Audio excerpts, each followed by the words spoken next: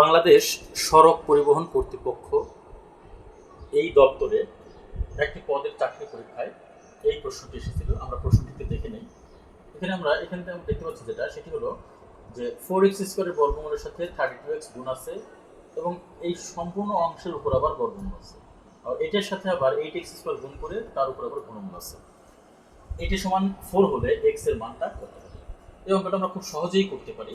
সে সহজ বিষয়টি হলো এখানে 4x² এর বর্গমূল, 4 কে বর্গমূল করলে হয় 2, আর x² এর বর্গমূল হচ্ছে x।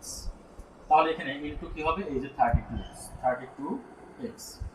আচ্ছা, তাহলে এর কি হবে? এই যে বর্গমূল, আর এখানে গুণ আকারে আছে কি 8x² আর এর হচ্ছে কি ঘনমূল। এটি সমান কত? এখানে 4। আচ্ছা, এরপরে এই যে 32x ইনটু 2x, তাহলে কত হবে? 64x²। তাহলে এটার কি হবে? বর্গমূল, এর সাথে গুণ আছে কি 8x², এর হচ্ছে কি ঘনমূল। এটি সমান কি হবে? এই যে 4। আচ্ছা, বা এরপরে এই যে 64x², 64 কে আমরা যদি বর্গমূল করি সেক্ষেত্রে কি হয়? 8 হয়, আর x² এর আমরা বর্গমূল করলে সেটা x হয়। তাহলে কি হবে? 8x ইনটু এখানে কি আছে 8x², এর আবার কি এই যে ঘনমূল। এটি সমান কত? 4।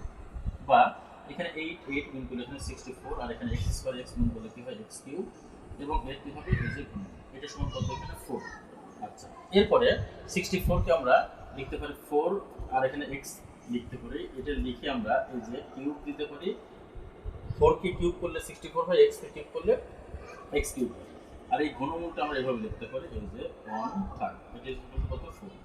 আচ্ছা, এরপরে আমরা এখানে এই 3 আর এই 1/3 গুণ করলে কি হয়? 1 হয়ে যায়। তার মানে আমরা লিখতে পারি এখানে 4x = 4। তাহলে বাম পাশে 4x, ডান পাশে 4। তাহলে 4 দ্বারা আমরা ভাগ করলে কি হবে? সুতরাং x = কত? 1। তাহলে আমাদের x এর মান কত? 1। এভাবে আমরা এই সমস্যাটি সমাধান করতে